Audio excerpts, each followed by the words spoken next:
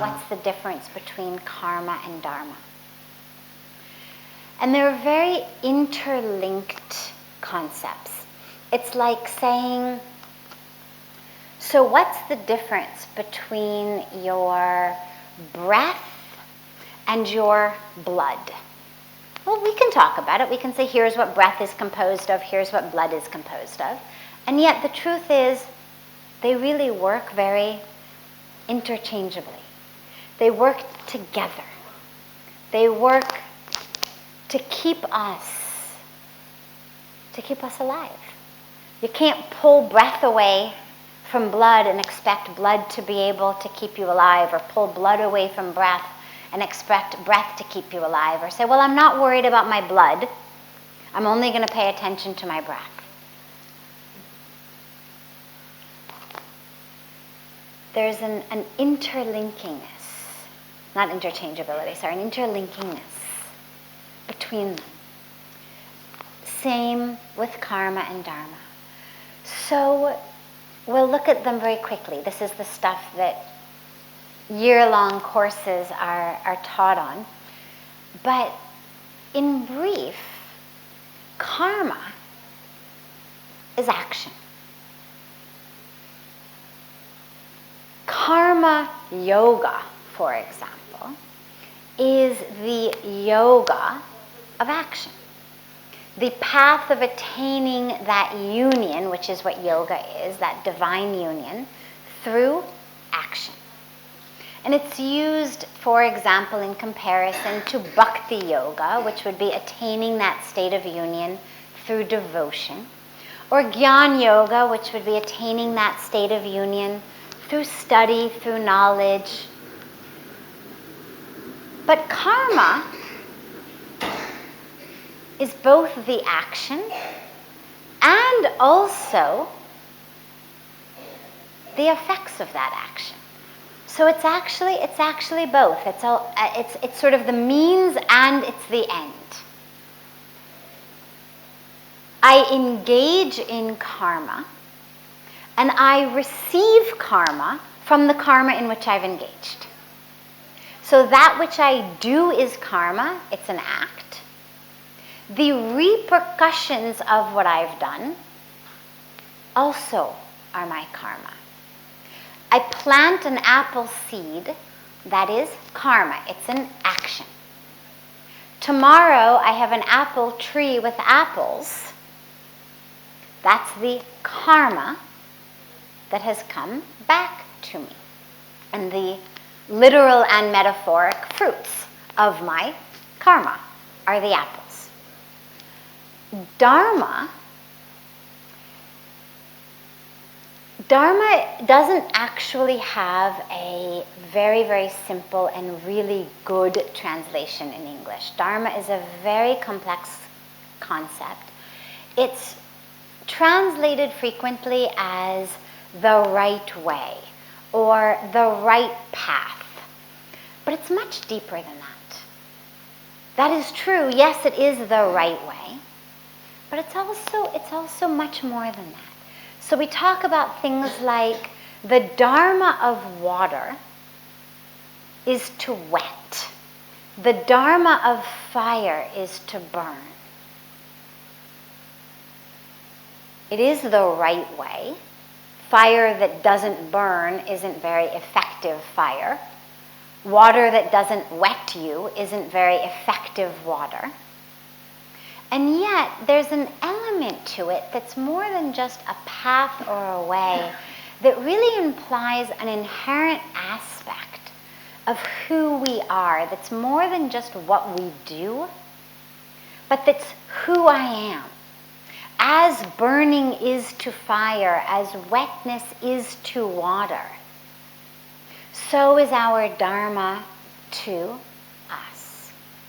So the dharma really is staying true to what your nature is and fulfilling that. So if fire thought that it was water and tried to wet you, it wouldn't be able to do that. But it also wouldn't be doing its job as fire because it would be so busy trying to be water. And this is where Dharma includes both who we are and what we do. And we talk frequently about kind of the two levels of Dharma. And we have our universal Dharma that says honesty and integrity and righteousness and all of the good things, compassion and nonviolence and generosity and these traits that we could all, of every religion, of every culture, of every situation, say this is the right way. There's very few situations where you would say integrity is not the right way. Righteousness is not the right way. Honesty is not the right way. But then there's also individual Dharma. Fire versus water. A rose versus a jasmine. They're different. A warrior versus a painter. On the universal Dharma level, both of them should be honest, both of them should have integrity, both of them should have compassion, both of them should be good dharmic people, and both of them should live with the awareness of who they are and not try to be the other. This is what leads to both misery and ineffectiveness. So many of us grow up wanting to be someone else or to be something else. We have idols. I mean, I remember when I was growing up, I wanted to be Jane Goodall. I mean, really, if you had said to me, what do you want to be when you grow up? It wasn't so much a what, it was a who. I want to be Jane Goodall. Well, she's a great woman. She's done amazing work. Nothing wrong with Jane Goodall. She's a hero. And yet, it wasn't my path. But so many of us grow up with idols, with these visions of who we're supposed to be, what we should be. Whether it's a fireman, whether it's a policeman, whether it's a rock star, whether it's a doctor or an engineer. Whether the idea has come to us through our friend circle, our society, magazines, in my case, National Geographic. I had pasted on my walls. My friends had pictures of rock stars. I had pictures of chimpanzees all over my walls. Or whether it comes to us from our family, from our culture that says it is better to be a doctor than a painter. It is better to be an engineer than a violinist. And what's important when we talk about Dharma is to recognize exactly what Krishna told Arjuna in the Bhagavad Gita, which is probably the richest teaching on both karma and dharma that we have. And when Arjuna wanted to leave everything and go away, and Arjuna gave very good arguments. Killing is wrong in general. And killing is wrong in this case because these are my family. And after all, it's only for a piece of land. For God's sakes, forget it. Who cares? Forget it. Krishna gave a teaching that said, he didn't say killing is right. He didn't say your family and your gurus are worthless and they deserve to die. He didn't say any of that. What he said is, you have one job, and one job only in this life, and that is to fulfill your dharma. You are a warrior. You are not a monk. You are not a renunciant. You are not one who belongs in a cave in the jungles. You are a warrior. And the dharma of a warrior is to protect the society. And that was not, it was not a global teaching. Many people misunderstand it, and questions come up about, well, wasn't Lord Krishna advocating violence? And it wasn't about that. It wasn't a teaching, thou shalt be violent, thou shalt kill thy family members, thou shalt kill thy gurus, thou shalt wage war over land. It was a teaching about one thing and one thing only. In that case, thou shalt understand and fulfill your dharma. And Arjun's dharma was a warrior. And that's where it was crucial for him to fulfill it. And so when we look at karma and we look at dharma, we say, well, the dharma is the why. The karma is the what. What I'm doing, the actions I'm performing, are based on my dharma. And the repercussions I will get, the fruit I will get, again, are based on my dharma.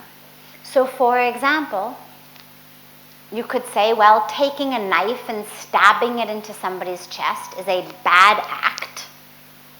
It will give us bad karma. Well, that's true if you're a murderer, but it's not true if you're a doctor. That's what doctors do. They take scalpels, knives, and they stab them into people's chests in order to save their lives. And it doesn't always work. People die on the operating table. People die post-op. So in both cases, the end result could be death. But the doctor is fulfilling his dharma as a doctor. And if he fulfilled it with integrity and sincerity, he's not going to get bad karma for the fact that this person ended up dying post-op. But the murderer, the robber, who stabs somebody to steal their pocketbook or stabs somebody because they're high on drugs or whatever the reason, is absolutely going to get the karmic fruit. So the dharma is the why, the who. And the karma is the what, and also the what then. So what am I doing, and what comes to me after? There's a beautiful teaching that Pujya Swamiji taught me very soon after I first came here that said, engage yourself in karma under the shade of dharma with an awareness of Brahma. And this was the mantra before I was given a mantra. Engage yourself in karma. Yeah, we act.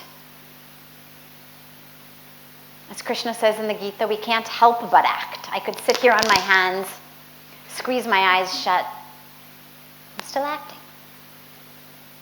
Acts of omission are just as much acts as acts of commission. So failing to act is just as much an act as acting. If there are people suffering and there are things that need to be done and I have the ability to do them and I am not doing them, that is an act. It's just an act of omission rather than an act of commission. But I'm going to still get that karma from the act of omission. So we engage in karma, we engage in action, ideally karma yoga, so it's action with the intention of that union. Under the shade of dharma, with the knowledge of who, both this universal dharma as well as my individual dharma, my duty, may not always be pleasant. Arjun really would much rather have run off to the jungles and meditated than have to take up his bow and arrow. He was prepared to pretty much do anything other than take up his bow and arrow. But that was his dharma. As a warrior, he needed to do that. And as Krishna said, to die in the fulfillment of your dharma is far better than to live happily, or quote unquote happily, not real happiness, but the escapism happiness, in not fulfilling your dharma. So we, under this shade of dharma, of this is, I'm fulfilling my duty. It may be hard, it may be challenging, it may not be nearly as much fun as what it looks like someone else's dharma is over there. How come he gets to sit in the cave and I've got to fight the battle? But this is our dharma. With the awareness of Brahma. With the awareness of God, it doesn't matter whether we say Brahma or whether we say Christ or what, doesn't matter what we say. With an awareness of God. With the awareness that I'm just a tool in God's hands. God is actually doing it all. I'm not the doer. But I've been blessed to be chosen to be a tool in God's hands. I've been blessed to be used. And to allow ourselves to be used.